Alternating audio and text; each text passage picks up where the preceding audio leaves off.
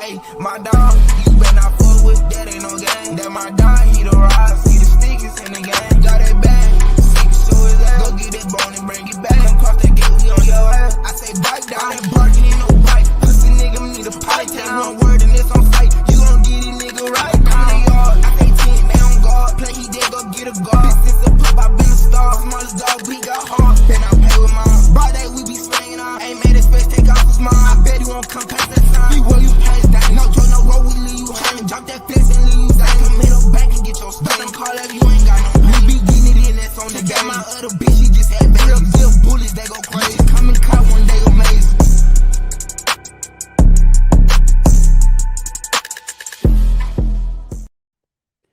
What it does, what it does. I got one of them ones for y'all today. I got a very, very special guest, a friend of mine, you know what I'm saying? One of the people I reached out to when I first got into this game. You know what I'm saying? Go ahead and introduce yourself, brother. I'm Terrell from Hall of Fame Bullies and TBKC, D-Line, and all that other shit. What's going on, brother? Hey, nothing much, nothing much. You know what I'm saying? You need no introduction in this game. You know what I'm saying? We just on here to have a great conversation and get some knowledge and pick your mind a little bit. Oh, man, I appreciate it. I appreciate it, man. I appreciate you having me on. We've been trying to get this thing done for like 2 months. Yeah, you know, but hey, timing is everything, you know what I'm saying? So for sure, for sure. This finna light it up right here. Gonna be the best conversation, interview / dog talk on the YouTube that I feel up to date, you know what I'm saying? Yeah, yeah. We keep it Originator, real. a founder of this game, so it's gonna be a pleasure and an honor just to have you on here, man. So I appreciate the time, man. Oh, I appreciate it, man. I appreciate it. Yeah, so what we hitting on today? Well, I ain't gonna get too much in the way because the people want to hear you. You know what I'm saying? So I kind of want you to take me back to the your introduction to this game, what we call American Bullies, how it was. You know what I'm saying? Some of the dogs that were used, some people that was around at that time, and what made the game so fun back then.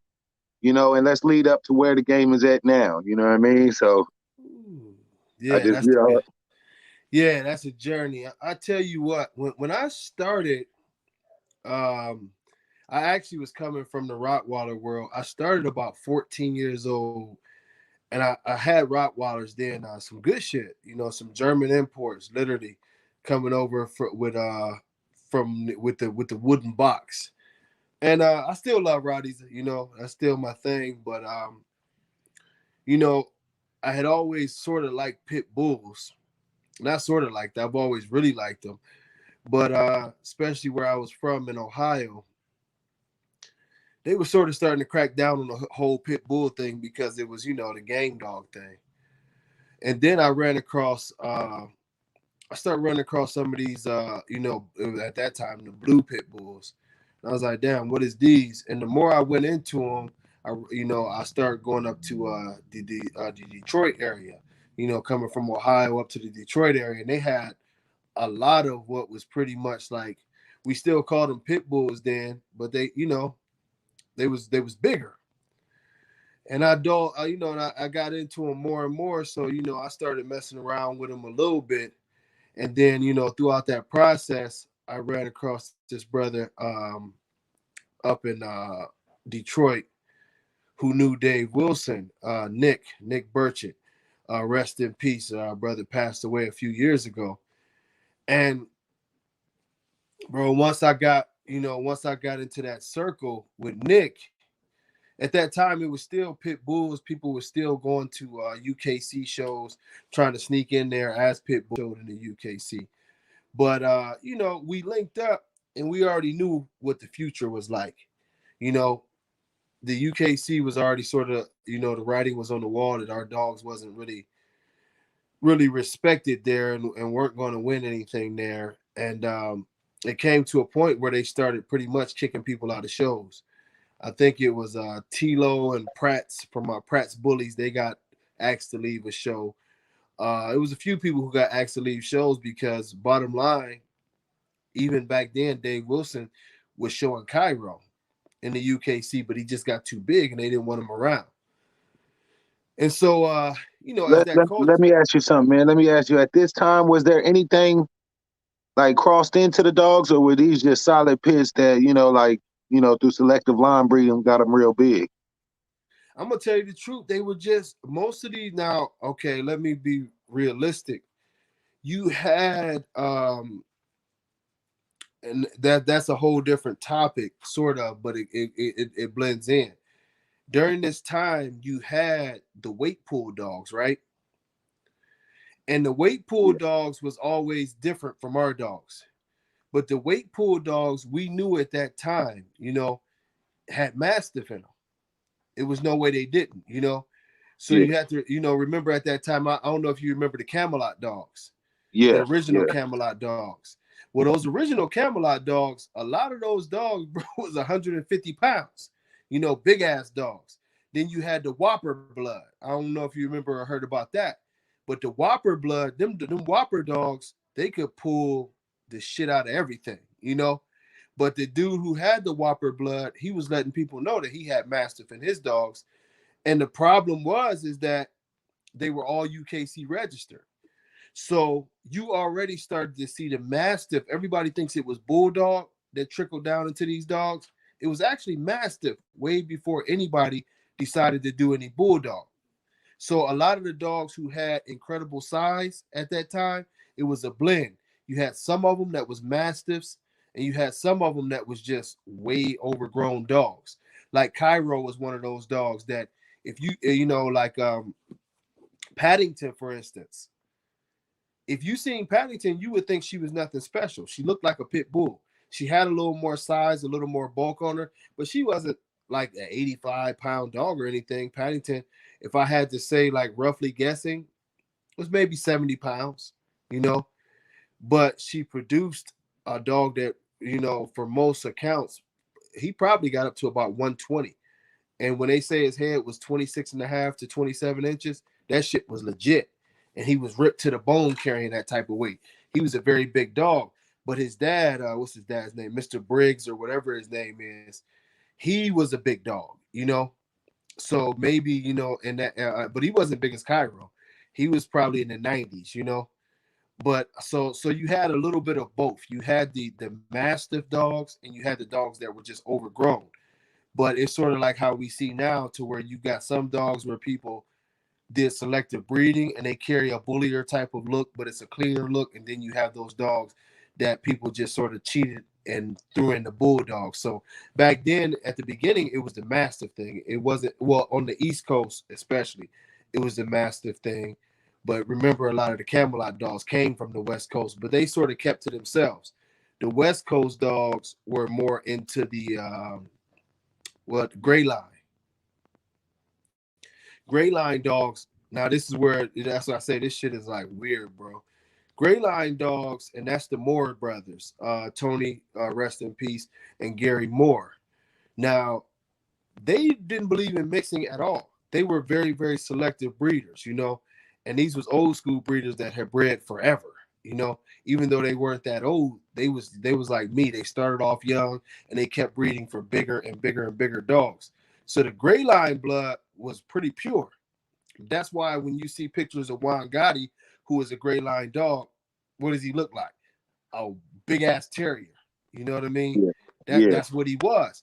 But on the flip side, if you looked at like I say, the Camelot blood or some of the blue lines, you could see that they had something different going on. So yeah, even from the beginning, you had some Mastiff dogs and you had some selective breeding dogs. Most of the edge dogs, I would say, was pretty much selective breeding, and that's why you had that look where they still had like an oversized terrier look. But as we started to intertwine, all of that shit started to get blended. You know, and it still, to be honest with you, it still held true to form even up through the making of the American Bully, which would come probably, let's say, 6 years later, because the leading dogs in the breed still had that pit bull on steroid type of look. Whereas you go from the early dogs like Cairo to the era of Little Row which came a little bit after, but that in that same era of Little Roll, you had like Thing, his brother Samson. You know, you had some of the earlier like Monster J and some of those dogs from the Gotti line crew. Well, if you look back at those dogs, they didn't look like bulldogs. They still, you know, we thought they were super extreme, but looking back at them today, they still look like big ass terriers. So that look held true to form, you know, the whole way. Like even looking back at Short Shot now, when I look at a picture of Short Shot, I'm like, damn, he wasn't nearly as bully as I thought he was. But back then, because we hadn't seen dogs that gained that type of size, they all looked gigantic, and we thought they was more than what they was. But compared to what you see now, they were just big ass pit bulls on steroids, you know. So starting off back then, it was definitely more. I would say we would say 75 to 80% of the pit bull on steroids type of effect. The other shit started to trickle in a little bit later.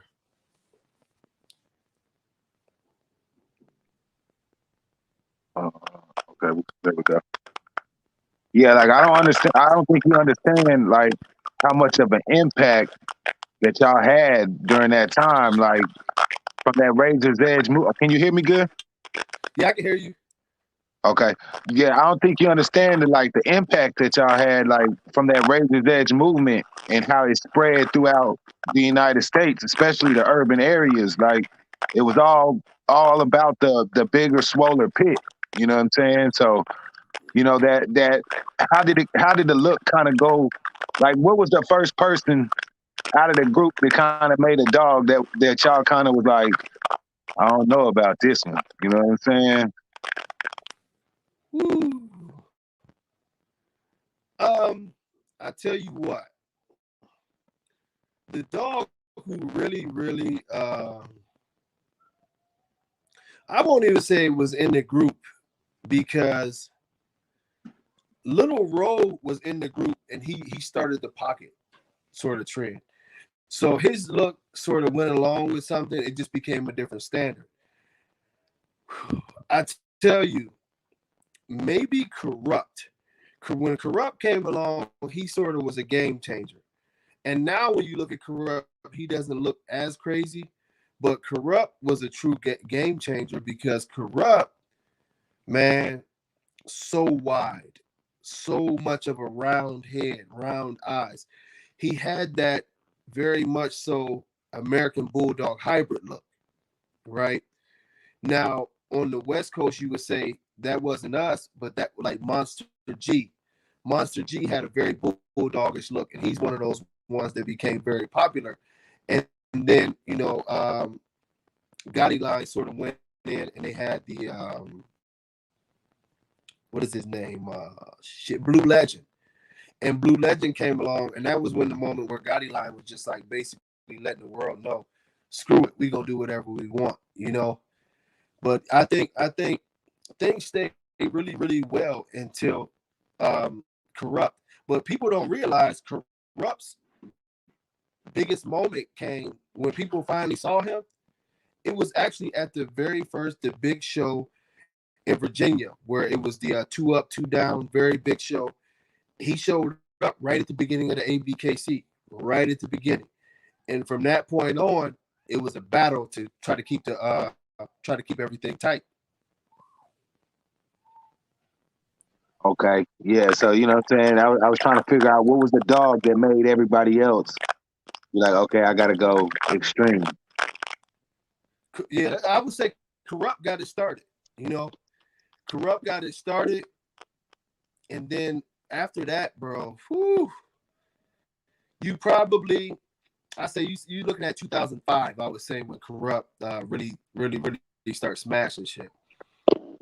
And then that Miyagi came like within 2 to 3 years after that. That's okay. Okay, hold on. Let's not fast forward though. At Corrupt. Like how did the, you know what I'm saying, the Razor's Edge and y'all the group y'all had, the bond, how did y'all let that one slide through? You know what? It was a total lack of control. You know what I mean? It was a total lack of control by not only by us, but by, you know, the community was growing so fast, you know. And it's sort of like you see now, where the registry never really tried to control things. They just wanted to see it grow. And the biggest problem is that they never banned anything until Miyagi came and Bullseye came, which was years later. When in reality, a real registry is going to start banning things right off the top. A real registry is going to come right in and they're going to ban everything right off the top that they can. Whereas these guys were different because they were willing to let shit ride, you know? And the more they let it ride, the worse it got, you know? And we just never had, I'm telling you, like real shit, the ABKC has never controlled anything. You know, the ABKC was more so just like, okay, you're the governing body, but even to this day, it's no dogs that are really banned anymore. It was only 2 dogs that were ever banned. And, you know, shit, I don't think it's any breeders besides Carolina Bully Farms that's banned. So it was never any rules, you know, so we lost control early and we lost it fast too. Okay. Okay. Yeah. Cause you know that initial stage, that look, you know what I'm saying? Like, I think the whole game kind of forgot about that look. Like you mentioned Carolina Bully Farms, like they got banned, but they got huge. They got big. A lot of people brought their dogs, you know what I'm saying? You know what? Well, it comes down to like what we see right now. You know, what we see right now is you look at the Miyagis of the world, right? And George is a millionaire off of Miyagi. And the thing of it is that he did it all outside the lines of the ABKC. You know, Dax and Dax line, those dogs were, you know, Ed Shepard was pretty much like kicked out of everything, and he wouldn't deal with the ABKC anymore or whatever. And he went on to make, you know, like he claims, and you know, God rest his soul, which I believe that he made well over $1 million, off of Dax. You know, so with the continuous thing, excuse me, that's that work phone going off, but with the continuous thing of you know, we seeing that the breed with, you know, one way or the other is not controlled by a governing body. It makes it very, very hard, you know, for us to continue to do anything to control what people are doing outside the breed. You know, we continuously over and over and over again. You know what I'm saying? I'm gonna message her and tell her to get this phone. But but the thing of it is that we don't have any control. You know, the UKC, for instance, they will kick your ass out and they control their breed. Here, it's been shown that, you know what I mean, if you don't need the governing body, you can still use the name and you can promote. And on top of it, that governing body will still issue you the paperwork to these dogs without question. Then how can you control it? Yeah. Hold on, brother. It sounds a little staticky. Can you hear me? Yeah, I don't know. It's just now starting to static on my end a little bit. Make sure I got my. I don't know why. I got a strong ass signal for once. I got like all the bars for once. Yeah, I think it's gonna be on my end. Oh, okay. Whatever we got to do to fix it, I got time. Here we go. All right. Can you hear me? Can you hear me? Yeah, I can hear you. It's a little. It's clear, but it's a little bit of static to it.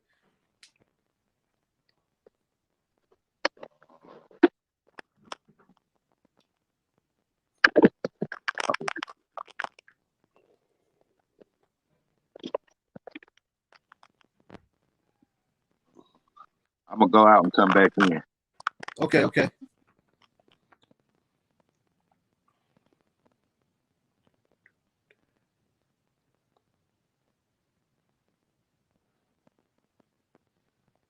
All right. Can you hear me? Yeah, it's doing the same thing. I don't know what it is. I don't know what it is. Is the video on my end coming through clear?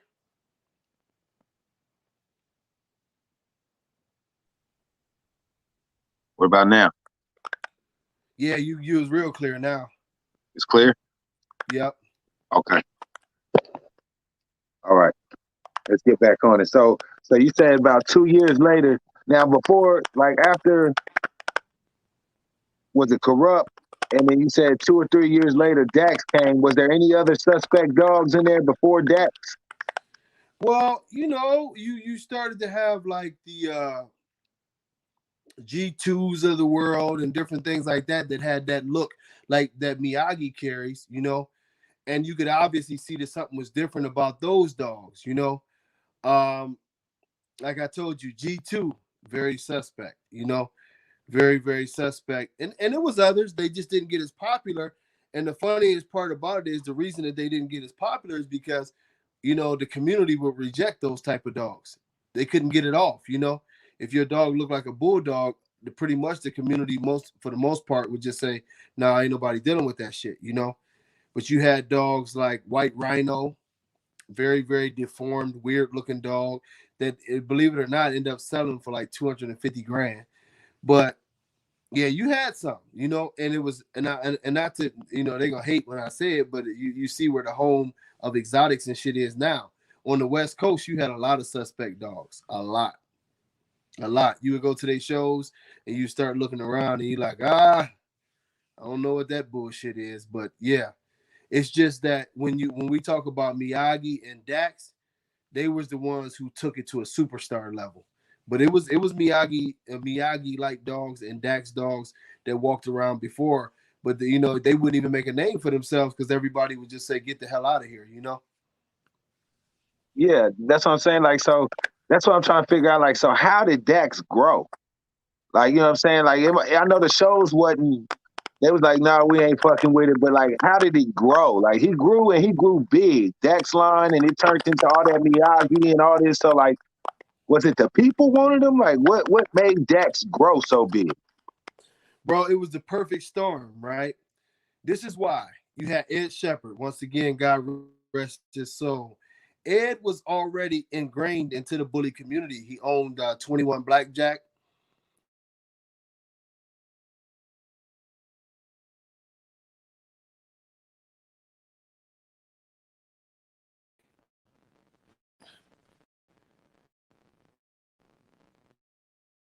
There you go. Hey, sorry about that. Yeah, my kid was trying to give me a call. I forgot to put the ignore thing on there. But Ed Shepherd was ingrained in the community already, right? And what happened is that Ed introduced the dog, and Ed's celebrity was bigger than the Rouge. Can you hear me? Yeah, I hear you. Okay, cool. Yeah, I just wanted to let him know I wasn't on the phone. I mean, I'm on the phone. But Ed's celebrity was so much bigger than the community that it rolled. But I'm gonna tell you what else. The ABKC helped Ed. Because what a lot of people don't remember is at that time, Ed Shepherd was a judge for the ABKC, right? And when he introduced Dax, the West Coast, was already doing a thing with, like their culture out there was crazy because they would have a show or a barbecue every week. So this little weird dog was already picking up steam, right? So the ABKC knew that they couldn't put him in the ring as a pocket because he was too screwed up, but he was popular. He was just gaining popularity, you know what I'm saying, with these guys who didn't give a shit. That's when they made the extreme class. No matter what anybody tries to tell you, the extreme class was specifically made so that Dax could show in the ABKC. When the ABKC kicked open that door, my brother, everything, the floodgates follow. The floodgates follow. If you want to know, that was like one of the biggest turning points in American bully history. It was no such thing as extreme. It was no place for dogs that we see, like the dogs like, Beanstalk, Mr. Beans, those type of dogs, Rocco. It was no place for those dogs. When they invented that extreme class, that was specifically for Dax because they was hating all the money that they was mixing. You know, the UKC had made a decision already, and they got rid of Dax and they got rid of Ed Shepherd. The ABKC was not willing to let that money go, so they made a division for it, bro. When they did that, it opened the floodgates. You started seeing all kind of new dogs like that. People was just obviously mixing dogs, and they didn't care because they had a class for them. And the original extreme class allowed for all the flaws that those dogs had: high rears, bad backs, bad feet, bad bites. You know, the wrinkles, everything that they weren't supposed to be. That was in the extreme class standard. That really opened up the floodgates for the dogs we see now. Yeah, and you know, later they fixed it and they said no extreme, but it was too late. Yeah, the damage was already done. Man. So Dax Camp comes along. They create the extreme class. You pretty much giving people the right to cross whatever end to make them extreme as they can. Then they ban the extreme class. Now, what do you think is supposed to happen to all the bullies that was created? Exactly. You hitting it on the head, because what was supposed to happen, and keep in mind, this was before me and this was before that me and Dave Wilson had our fallout. So what most people didn't know is I was the guy behind the scenes of the ABKC. So the decision making of stuff like to make it that a dog should be penalized if he's shorter than 14 inches, that was me. Get rid of the extreme class. That was a combination of, I'm be honest, me and Dave. You know, I never forget it. You know, Dave called me up one morning, and I'm just out walking the dog, and it was heavy on his mind. He knew he had to get rid of that class because he was taking a lot of flack from it. You know what I mean? Flack from sponsors, flack from everybody. So Dave, you know, he wanted to get rid of that class, and we got together and did that. But I told him when we had that conversation, I was very excited. I'm not gonna lie to you, I was very excited that that class was leaving. But the biggest issue was what you just hit on. I said, Dave, all of those extreme dogs, they have to be removed. You have to revoke their paperwork. Unless they're the type of extreme dogs that can qualify legitimately as standards or pockets, you have to get rid of them. And I remember he at that time he's like, T, we just gonna wean them out slowly. We gonna get rid of the worst ones and ban those dogs, and then the following year we'll ban some more. That way it's not too big of a hit to the registry, and it causes us a ton of problems. And I knew when he said it, he wasn't going to follow through on it. And that's what happened. All of the extreme dogs became regular American bullies. The biggest turning point in the rest of the breed's history, because all of the issues that you allowed with the extreme class were now allowed into the rest of the American bullies. And we see it throughout, especially throughout the standard and the pocket community. It's all over it now. Yeah, yeah, like it kind of affected the way the look of the standard is, and now at this time when y'all got rid of the extreme, is this the birth of the exotics as well? So now they're Oh blending no! into the Oh no! okay exotics have been around. That's a whole different party. See, we talked about Dax, right? Yeah, But remember, at the same time, Miyagi had came along. Now, when Miyagi came along, I talked about that some on the show this morning. But Miyagi is a different character because Miyagi is far more, salacious than Dax. Miyagi has a lot of things going on. For those who don't know, it's been like at least 5 different versions of Miyagi. The original Miyagi was a 17-inch dog. He died young. But before he died, he was already picking up steam like Dax. Ed Shepherd, they knew he wasn't going to sell Dax. Miyagi, for whatever reason, because of his little weird look or whatever, he was already drawing in like a cult following. Dave and Cruz had tried to buy Miyagi before. They couldn't buy him. dude was smart enough not to sell him because he knew that that cash was coming in. He didn't care if they offered him 250,000. He knew that he was building something off there. He was killing them on studs. So at this time, you know what I'm saying, they flipped the script on him. And when they knew that he was obviously doing some shiesty shit to continue what was going on, they decided to ban Miyagi, right? But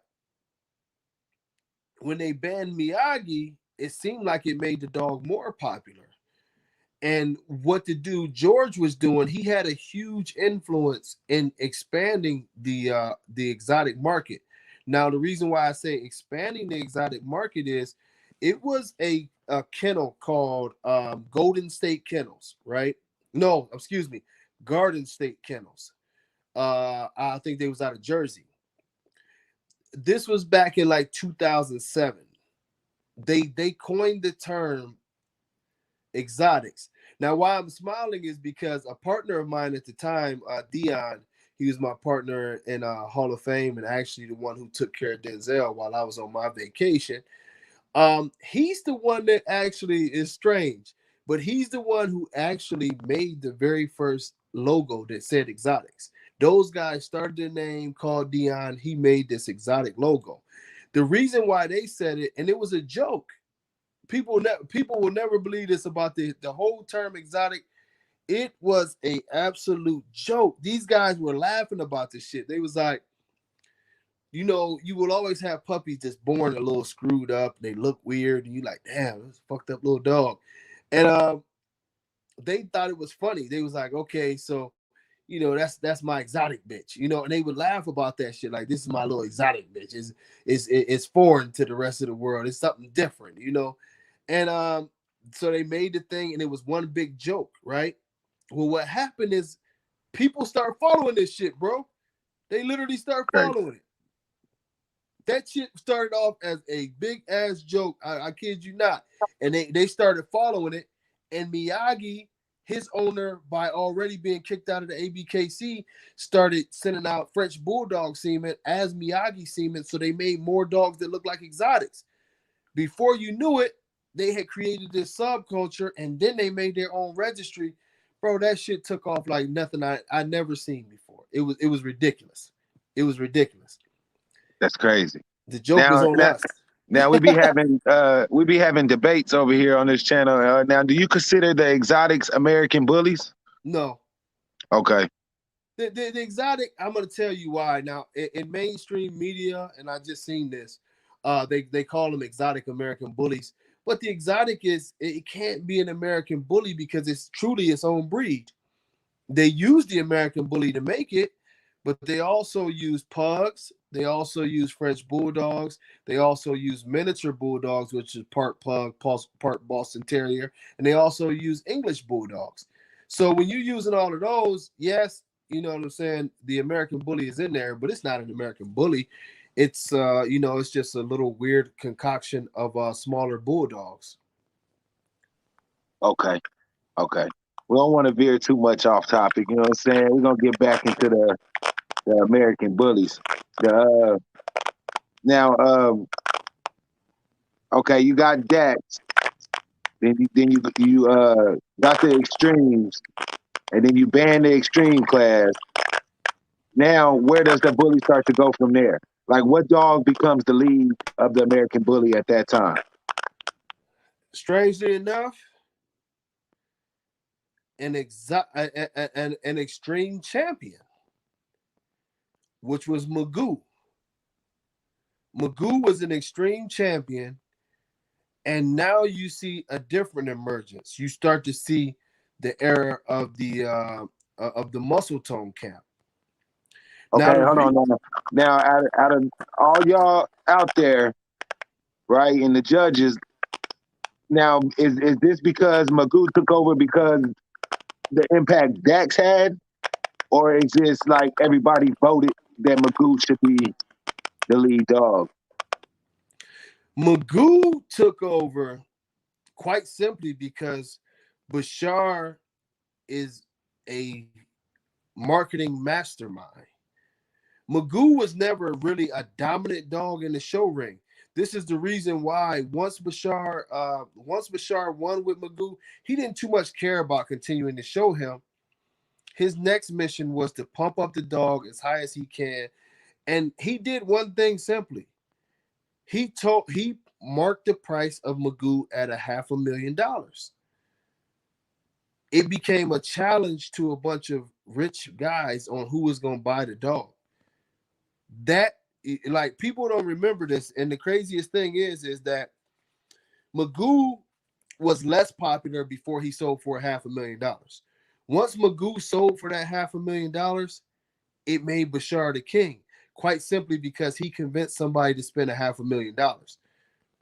At that point, bro, you know how that is. People thinking that, oh, damn, he sold a dog for a $500,000 ticket. Everybody rushed to try to have that style of dog. Everybody rushed to try to get that dog in there. And the very next thing he did was he had Mr. Beans. And we think of this as recent, but people have to remember Mr. Beans' reign of terror, as I call it. We in 2022 right now. Mr. Beans literally started back in like 2015, 2014, 2015. His biggest year was, I think, 2015 to 2016, where he just sort of blew through everything, became a grand champion. He kept losing to some of the other dogs, but he advanced and damn near won the 2016 Nationals. So then Bashar turned around and says Magoo is going to be sold for $1 million. Bro, this is the same thing we see. Mr. Beans is going to be sold for $1 million. This is off of the same thing that he's been doing forever. And it really, if you want to talk about not just a dog, but a person, that camp has changed the whole identity of what the American Bully camp is supposed to be, because so many people come to the American Bully community just to get rich. They now that dog and that type of look and that extreme look, just like with the exotics, when they would stack up big stacks of money and say how much the dog sold for. And in reality, it's totally erased what the American Bully was supposed to be. People now sort of look down on dogs like Remy and Paco and, even like my dog Denzel and shit like that. They don't want to hear about that, because no matter how nice the quality of the dog is, they want to know how much it sold for, Yeah, so now it's more off of who can market the dog the best to try to get a piece of that $500,000 or $1 million ticket. Exactly. Like I say, Okay. it's I never rooted for anything, but man, look, put it this way: if Fabian would have sold Remy for $500,000, the American Bully game would be so much different. I'm gonna tell you something real. I got offered a crazy amount of money for Denzel back in the day. If I would have been willing to sell him and then start marketing some of his sons and go ahead and start marketing them at high prices like that, the game might be totally different. It was several of us that was in a position to sell out, like Marco Suarez. Marco Suarez was offered, literally, take my word on this, Marco Suarez was offered the same type of money that Magoo sold for Paco back in the day before Magoo. He just wouldn't sell it. But if he was willing to set the market like that for the true American Bullies back then, him, Fabian, myself, Pratt's with Kamali, we could have all got six figures to mid six figures for these dogs. If we was willing to take those purchases back then, the true American Bully would be looked at as something a lot different. But when he did that, bro, he set the price to make an inferior product the Rolls Royce of the class. And with that came the look of the dog and the freakier and the better of the looking to some people. You know what? I'm going to tell you, big homie, you know what I'm saying? And me and you done had some long talks about these dogs. I don't even know if it's actually a look. Because when you think about it, it's sort of what you said, just freakier. Because even if you look at a dog like, what's being pushed now when they had the big $5,000 showdown, those two dogs look nothing alike. You know what I mean? I don't know what the hell Beanstalk looks like. You know what I'm saying? And Cash, he has sort of a bulldogish American Bully mixed type of look. It's like you don't have to pinpoint a look. It's more what you said. You just have to be freaky. You have to put Yeah. some size and some width on it, and make him look different. And I guess that's the parameters of it. It's sort of scary that you don't have any rules. Like Yeah. at this point, like somebody asked me, and y'all don't go following the recipe, but what would I do if I wanted to make those type of dogs? And I told them I got friends that got oldie bulldogs, like them old school oldie bulldogs that's got chests wide, wide like beanstalk. I said I'd probably go breed to some of them, take some of my Denzel straws, breed to some of them big, wide, muscular bitches like that. Probably have a lot of short tails, but I could make an extreme, super bully dog and have no problem with it. Don't have to inject it with nothing or nothing. But that shit ain't good. So I don't want to be a part of that game. But right now, that's what it is.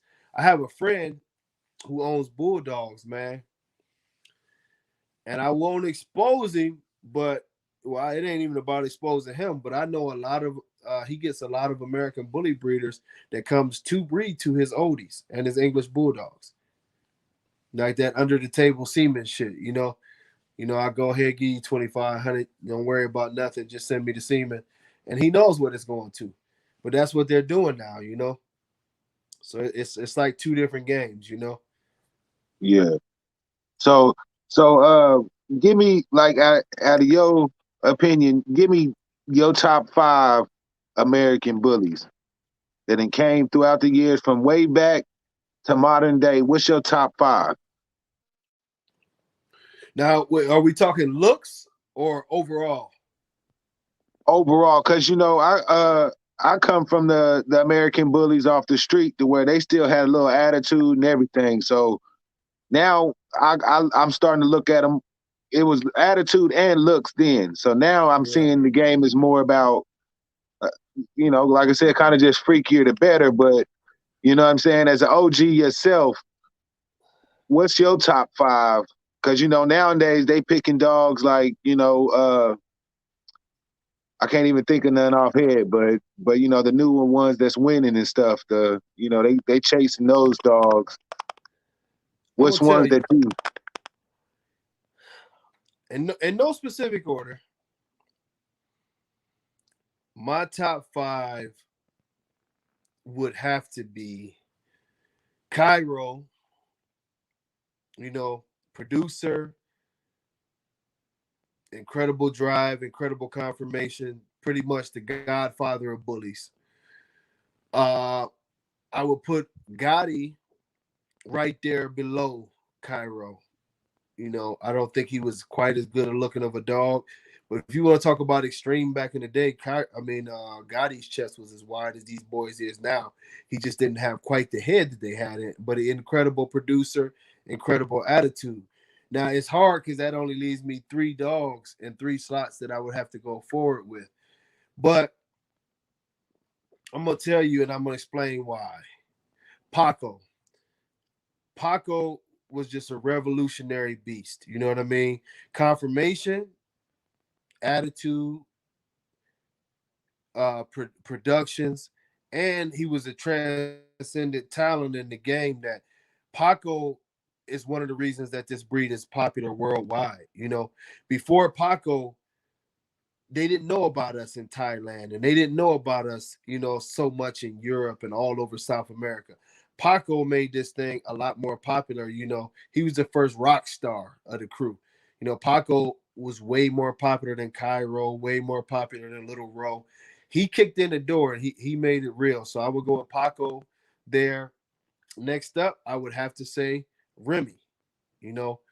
Remy, incredible dog. What we talk, what me and you like, he wasn't taking no shit.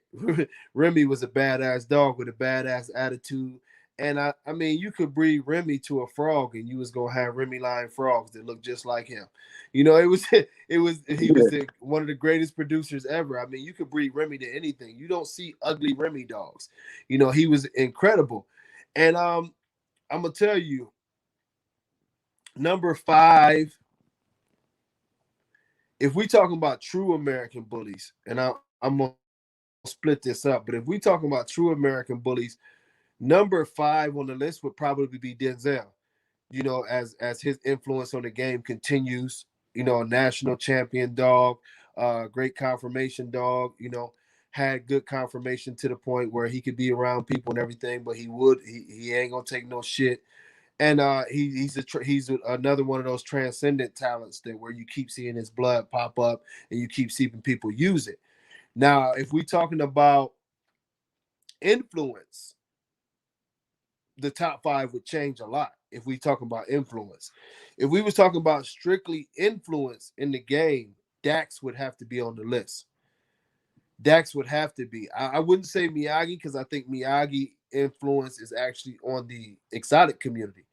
But if we talk about influence on the community and good and bad, Dax would definitely make the list along with Remy, along with Paco, along with I would say probably along with Denzel, and probably go back to Cairo or Short Shot as far as overall influence on the game. So yeah, those lists is tricky because it had to be what we talking about.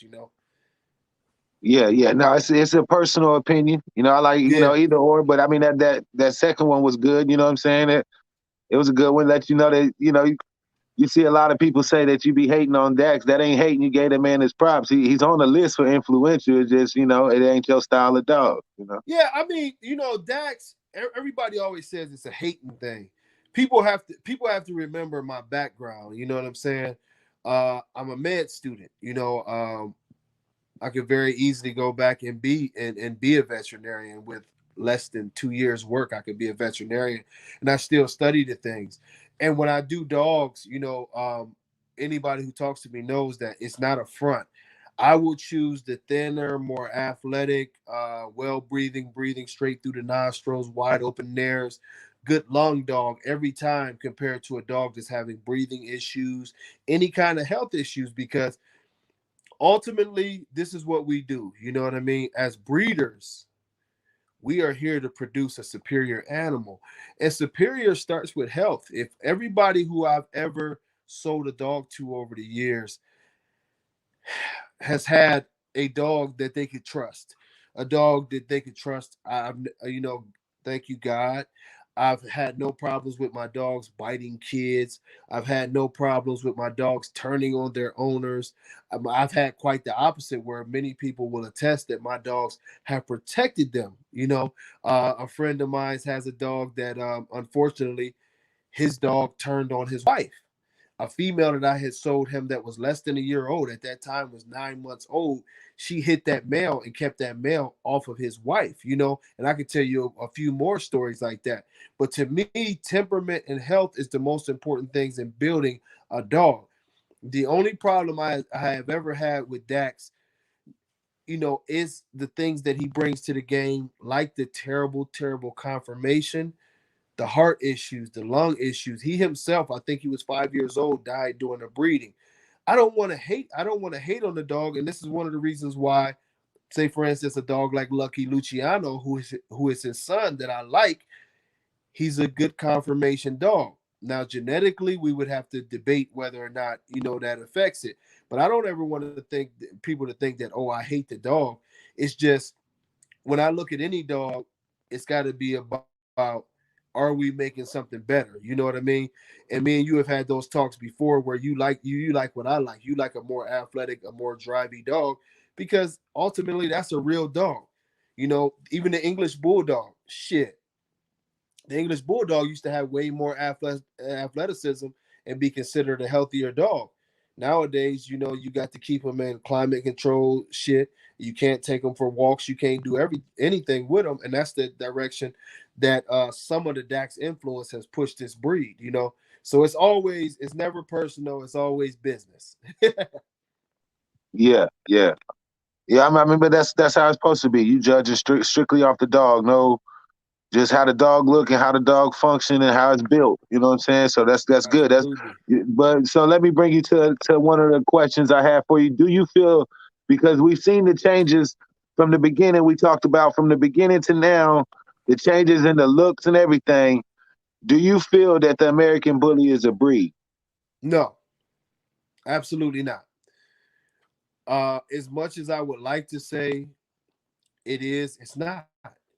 In order to have a breed, it has to be identifiable. If we cannot identify this dog, then what is it? So as we take a little voyage through the American Bully community, you look at the many different looks and variations of these dogs, and you'll very very easily see that you can have 30 different types of breeds in one breed. That in itself, you hear me? That in itself means that we as a community have failed. I, as a breeder, as one of the pioneers of this thing, I have failed. It doesn't mean that we're done. That's why I told you when I first met you, guys like yourself and a lot of other people in this community who do have a drive to do this thing a way to bring back the look. And we all have different things that we might disagree about. But ultimately, what the breed is supposed to be, the look, the athleticism, the things that it originally was that we strive for, I think the people who are in that group that are trying to make a dog will one day make it into a breed. But ultimately, what we're going to see is it splits. You're going to see the dogs who are more like the so-called extreme dogs, and the people who don't want to follow the code, they're going to have their own breed, and eventually you'll have your own American Bully breed. And right now, we haven't reached that point, and I think it's going to be highly dependent on one of the upstart registries like Mines or Oscar really, really gaining good ground and giving the people who are serious about conformation and health a place to show at. But those other dogs, as you see right now, right? You see, say for instance, you see Rocco. Rocco to me looks like an American Bulldog with his ears cropped. I've seen people do the thing, and it's exactly what it is. Then you'll take into consideration a dog like Mufasa, who rest in peace, Mufasa, was a great example of what an American Bully is supposed to be. But yet and still, you have these two dogs in the ring. And then at that same time, you had a dog like Mr. Beans in the ring. What does Mr. Beans look like? We can continuously do this over and over again, and we're going to get different variations until we get something rock solid, like say for instance how, and I know that's extreme, y'all, so don't y'all kick my ass about it, but like a Doberman or a Rottweiler, once you get that kind of consistency, you have a breed. Until then, you're just trying to make a breed. Yeah, man. Hey, look, I appreciate you coming through. I don't want to take up too much of your time. No, hey, if you don't mind, man, shit, let's do it again in a week or two, because I'm gonna be a lot more available. But I appreciate you having me on, and I know you probably didn't get everything you wanted to get out of it. So I'll make sure that I make it more easy. But shit, let's I like doing this because I know where you headed, and I know what you're trying to do for the community. So whenever you got time to have me back on, man, I'm ready. Hey, yeah, you know it, man. Anytime, you know what I'm saying? I definitely can get into a whole another set of questions. I just like all the information you give out, and it's coming from a OG member like yourself, one who started the breed, and I think it'll be good to get your information out there. I know you get it out there all the time, but just consistently pumping it out there, and it'll kind of steer the direction of the breed in the one direction. You know what I'm saying? That's how I feel. Hey, I appreciate it. Yeah, let's get it in another week or two, man, and we can finish up our conversation. But what I appreciate, before I get off here, I appreciate what you and a couple other guys are trying to do for this community to get good information out there. That's not just some kind of circus, and y'all really trying to help this breed out, man. And from somebody who put a lot of years into this shit, man, I appreciate you coming in and helping the cause 100, brother, for real. I appreciate you, man, for that. You know what I'm saying? For real. Oh, 100. That's from the heart, bro, for real. All right, let me go ahead and end this, man, and then I'll talk to you for a second. Okay, for sure.